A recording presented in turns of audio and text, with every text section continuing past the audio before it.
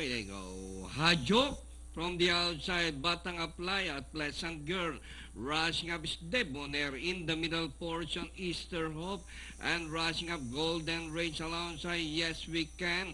Pleasant Girl down on the inside. Number 4. And this one is Coral Beauty.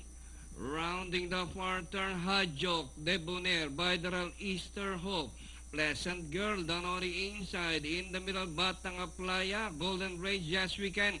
As they race the final corner, Hajok, number 8, leading the pack by some 2 lengths.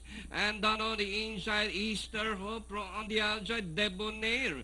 Wow West down on the inside. And nearing the finish line, number 8, Hajok from start to finish. And finally, the favorite, Hajok. Second, Easter Hope, Debonair, Wow West. And for your Fantafecta, number 3,